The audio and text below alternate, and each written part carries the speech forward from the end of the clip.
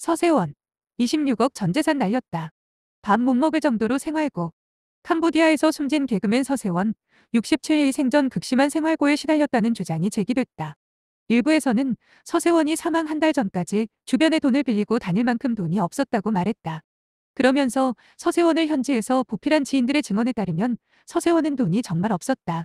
제대로 먹지 못할 정도로 힘이 들었다고 한다며 서세원은 저택에 살지 않고 한 비즈니스 호텔에 거주했는데 숙박비는 10만 원 내외다. 서세원이 돈이 많았다면 비즈니스 호텔을 전전할 필요가 없었을 것이라고 말했다. 또 이진호는 서세원이 생활고로 한 달 전쯤 지인들에게 생활비가 없다며 돈을 빌리고 다녔다고 전했다. 서세원에게 돈을 빌려줬다는 한 지인은 형님이 600만 원 빌려달라고 했는데 내가 돈이 모자라 500만 원밖에 못 빌려드렸다며 이럴 줄 알았으면 100만 원 더 보태 600만 원 빌려드릴 거리라고 말했다. 서세원은 지난 2020년 캄보디아 국영스포츠 TV 등 3조 원대 건설 사업에 참가했으나 코로나19 여파로 사업에 실패한 것으로 알려졌다. 이진호는 200만 달러, 26억 8천만 원가 넘는 돈을 투자했는데 곧바로 코로나19가 터져 공사는 다 멈추고 모든 돈을 날렸다며 방송국 2호 골프장과 리조트에도 투자했다는 말이 나오는데 서세원이 얼굴마담 격으로 사업을 해온 것으로 보인다고 주장했다. 한편 서세원은 지난 20일 오전 11시 30분 한국 시간 미래병원에서 링거 주사를 맞다 심정지를 일으켰다. 이후 한 종합병원 의료진이 응급처치에 나섰지만 약 3시간 30분 만에 숨졌다. 고인은 평소 당뇨를 알아왔던 것으로 알려졌다. 고 서세원. 오늘 28일 캄보디아서 화장. 서동주 참석. 개그맨 출신 사업가고. 고 서세원의 시신이 캄보디아에서 화장된다. 28일 캄보디아 프놈펜 한 사원에서 서세원의 화장식이 엄수된다. 딸 서동주는 화장 절차를 위해 전날 밤 캄보디아에 입국한 것으로 알려졌다. 화장식에는 서동주 외에도 고 서세원의 아내, 조카 등 유족들과 생전 고인과 인연을 맺었던 지인들이 참여할 예정이다. 추후 장례 절차에 대해서는 논의 중이다. 서세원은 지난 20일 캄보디아에서 사망했다. 형년 67세.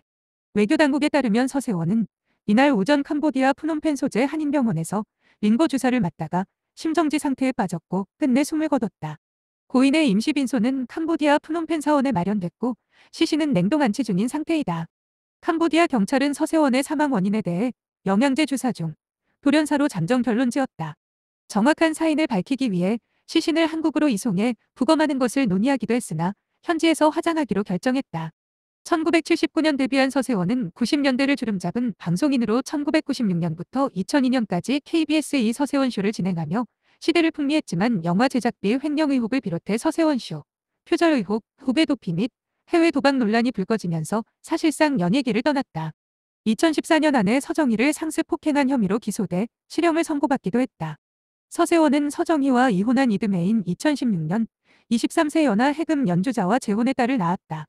이후 캄보디아로 이주해 미디어 및 대규모 부동산 건설, 호텔 사업 등을 추진한 것으로 알려졌다. 현지에서 목회 활동을 펼치며 안수기도 해주는 모습이 포착되기도 했다. 서세원 허망한 마지막 길. 서세원의 죽음이 갑자기 미스터리가 됐다. 국내 언론에서 의혹 보도를 계속 내놓기 때문이다. 특히 최근엔 프로포폴 투약 의혹까지 제기됐다. 디스패치가 서세원에게 주사를 놓은 간호사와 통화하며 프로포폴이라는 단어를 들었다는 것이다. 그 후 연락이 끊겼다고 했다. 현지 병원이라는 곳에 디스패치 측이 직접 갔을 때 프로포폴 병을 발견했다고 했다. 이와 관련해 박현옥 전 캄보디아 한인 회장은 프로포폴 투약설은 전혀 사실이 아니다. 라며 내 두 눈으로 봤다. 내가 병원에 도착했을 때 서세원이 팔에 링거를 꽂고 있었고 오렌지색이었다고 주장했다. 진실은 알 수 없고 현지에서 수사를 한다고 하니 사실관계가 드러나길 기다리는 수밖에 없다.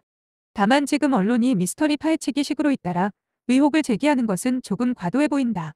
타살 정황이 있다면야 확실하게 밝혀야겠지만 그렇지 않은 상황에서 서세원의 모든 것을 일단 털고 보자는 식으로 파헤쳐야만 할까? 어쨌든 정확한 사인과 별개로 서세원이 생전에 당뇨 합병증으로 고생한 것은 사실인 것 같다. 작년 말에 건강하게 설교하는 듯한 영상이 공개돼서 많은 이들이 서세원이 건강할 거라고 생각했었다. 사조 투자설이 알려져서 자본이 상당할 것으로도 추측됐다. 하지만 실제론 당뇨병으로 고생하고 있었고 사업이 순조롭지 않았으며 재정적으로도 힘든 상황이었다고 한다. 당뇨는 식이요법으로 잘 다스려야 하는 병인데 캄보디아 상황이 그럴 분위기가 아니었고 사업에 매달리는 과정에 더욱 당뇨 관리는 힘들었던 것으로 보인다. 사업이 잘 됐어도 마음 편히 요양할 분위기는 아니었을 텐데 코로나19 사태로 인해 사업이 어려워지기까지 해서 더욱 심신이 피폐해졌을 것이다. 사기까지 당했다고 한다. 그래도 본인의 재기를 위해서 그리고 새로 꾸린 가족의 미래를 위해서 사업에 전념했던 것 같다. 그는 과거 인터뷰에서 환갑에 얻은 딸이 자신의 삶의 전부라며 그 딸이 인생의 기로에서 자신에게 빛을 안겨준 천사라고 했다. 그러면서 온갖 어려움을 견디며 캄보디아 사업을 따는 것도 알고 보면 어린 딸을 둔 아버지의 절실함으로 이해하시면 된다고 말한 바 있다. 이런 절실함으로 낯설고 기후 조건도 우리와 매우 다른 곳에서 사업에 매진했던 것일까? 만약 그가 캄보디아에 가지 않고 한국에 있었다면 지금과 같은 일이 일어났을까? 이미 벌어진 일에 가정은 무의미하지만 그래도 이런 생각을 해보게 된다. 1980년대의 서세원은 당대의 톱스타였다. 당시 젊은 개그맨들이 우리는 바보 연기나 몸으로 웃기는 코미디언이 아니라 말로 웃기는 개그맨 이라며 전세대 코미디와 차별화를 시도했는데 그 개그맨 흐름의 정점에 있었던 사람이 서세원이었다. 당시 산 넘고 물 건너 바다 건너셔라고 하는 그의 유행어를 모르는 사람이 없었다. 이 성공의 자신감을 얻었는지 1986년의 영화 납자루 때 연출에 도전하기도 했다. 인기 개그맨으로 누리면서 살 수 있는데 굳이 감독에 도전한 것을 보면 확실히 안주하지 않고 위험을 감수하며 꿈을 좇는 성격인 것 같다. 1990년대엔 서세원 쇼를 진행하며 토크쇼 사회자로 우뚝 섰다. 과거엔 예능 프로그램 사회를 아나운서나 전문 진행자가 많이 봤었다. 가수 출신 사회자들도 있었다. 그러다 서세원 쇼부터 개그맨 사회자들이 토크쇼 예능계를 주름잡기 시작했다. 이 프로그램을 통해 유재석과 탁재훈이 예능계 신성으로 떠오르기도 했다. 그러다 2001년에 영화 조폭 마누라를 제작해 성공시키면서 인생의 정점을 맞이했다. 당시 방송에선 서세원을 성공한 연예인의 상징처럼 부각시켰다. 납자루대로 영화계에 도전했다가 실패한 후 조폭 마누라로 기어이 성공하고야 만 이야기가 집념 어린 성공 스토리의 대표격으로 받아들여지기도 했다. 하지만 조폭 마누라 이후 곧바로 몰락이 찾아왔다. 손대는 영화 족족 실패했고 금품 로비, 횡령, 세금 포탈 등의 혐의로 유죄 판결을 받았다. 부인은 서정희를 폭행했다고 해서 사회의 공적이 되었다. 한국에선 제대로 살기 힘든 상황이 되다 보니 외국으로 간 측면도 있을 것이다. 하필 간 곳이 의료 등 사회 인프라가 미비한 캄보디아였다.